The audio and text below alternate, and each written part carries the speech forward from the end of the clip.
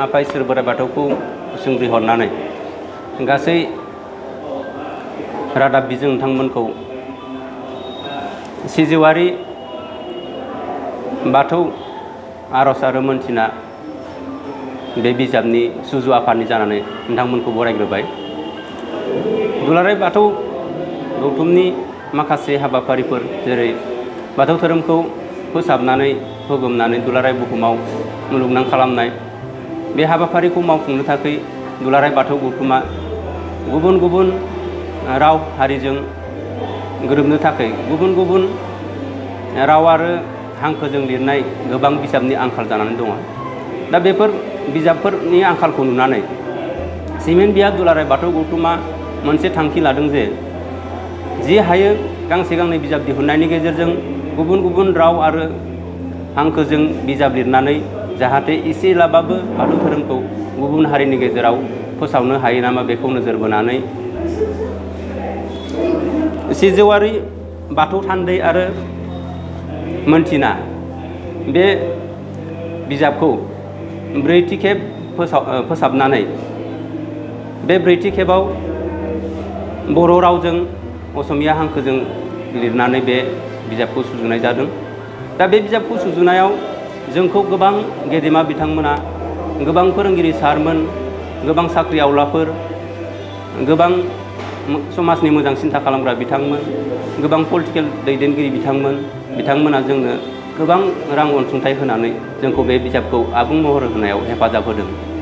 दा बेनि गेजेराव जों रायखांनो गोनां जायो, जोंनि बे बिजाबखौ दिहुननायाव रां अनसुंथाइ हरनो हानाय बर' कसारि अनसाय गाव हायुङारि खुंथायनि गाहाय मावफुं सोद्रोमा मानगोनां मुस्रि मिनेस्वर बसुमतारी सार आरो BKWSनि गासै मावफुं सोद्रोमा आरो अफिस स्टाफ बिथांमोना जोंनो अनसुंथाइ हरदों।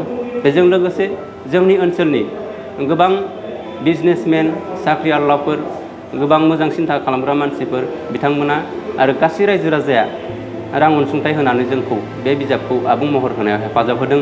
बेनि थाखाय आं सुजु आफादनि जानानै बिथांमोन बयनिसिमबो रोजा रोजा साबायखर बावनाय थाबाय। जोबनायाव आं आसा खालामो जोंनि बे बिजाबखौ गासै रायजो राजाया अनसायगोन, बयबो बायनानै जाहाथे जोंनि बे बिजाबखौ फरायगोन, जोंखौ हेफाजाब होगोन बे मिजिंखौ थिबाय। आरो जों आसा खालामदों जों बेबायदिनो इयुनावबो बेबायदि माखासे धोरोम बिजाब गुबुन रावजों, गुबुन रावनि हांखोजों जों दिहुननायनि माखासे थांखि जोंहा दंबावो। गोजोनथाव रादाबखौनो बुंनांगोन। दिनै जोङो सिमेन्ट बियाब दुलाराय बाथौ गौथुमा गोबाव सम नाजानायनि गेजेरजों ओनसोलाव थानाय दैदेनगिरि बिथांमोनखौ लाफानानै राजखान्थिनिफ्राय लानानै माहारियारि आफादफोरनि दैदेनगिरि बिथांमोनखौ लाफानानै दिनै सिमेन्ट बियाब दुलाराय बाथौ गौथुमनि गाहाय थानसालियाव मोनसे गोनांथार सावरायमेल हांख्रायनाय जादों आरो बे मथे जोंनि मेला जाफुंसार जादों। गाहायै जों मेलखौ जोंनि 1975 मायथाइनिफ्राय लुजेननानै दोननाय जोंनि थानसालि, बे थानसालिनि जा थासारि, जा अबस्था बे बारा मोजां नंला। गिसि दैजों सिनानै सेरमायनानै सादा गाबाय थानाय बे अबस्थासै। दा बे थासारिखौ लानानै जोङो रायजो राजा आरो दैदेनगिरिफोरखौ लानानै सावरायनायनि गेजेरजों जोङो राहा लामा मोनगोन नामा लुफुंनो हानायनि। समायना रमायना बोखावजायै लखिमपुर जिल्लानि सिङाव थानाय बे सिमेन्ट बियाबनि गाहाय थानसालिखौ जों साबसिन हामसिन लुफुंनायनि मिजिंजों सावरायनायनि गेजेरजों थांखि लालायनानै जों लुफुंनो हागोन नामा, बे मिजिंखौ लाना गाहायै दिनैनि मेलखौ जों लिंनाय जादों। आरो बेजों लोगोसे जोङो मोजांथार खौरां आरो जोङो सिजौआरि लेखा आर'ज आरो मोनथिना बेखौबो जों बेखेवफानाय जादों। गाहायै जोङो रायजो राजाखौ बेखौनो खावलायगोन, दैदेनगिरि राजखान्थियारि दैदेनगिरिफोरखौ आं बेखौनो खावलायगोन जेन जोंनो राहा लामा होयो बे थानसालिखौ समायना महर लुनायाव।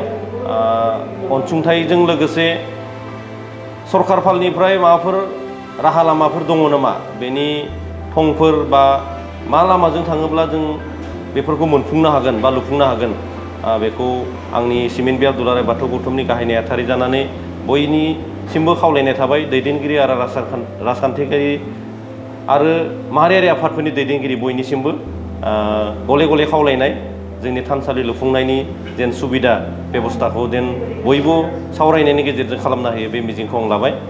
जोबथारनायाव सिमिन बि दुलाराय बाथौ गौथुमनिफ्राय बयनिसिमबो धोरोमारि गाहाम हामलायनायखौ जासिनानै आंनि बुंनायखौ बेखिनि फोजोबबाय। गोजोनबाय। बे बिजाबखौ गासै रायजो राजाखौ मोननायनि थंखौ आं बुंनानै होनो सानबाय। सिमेन्ट बियाब बाथौ गौथुम, बे सिमेन्ट बियाब बाथौ गौथुमनि गाहाय मावखुलियाव गासै रायजो राजाया मोननो हागोन आरो बेनि अनगायैबो नोंथांमोना नैबे मबाइल जानबुं मुङाव नाम्बाराव फन खालामनानै मोननो हागोन।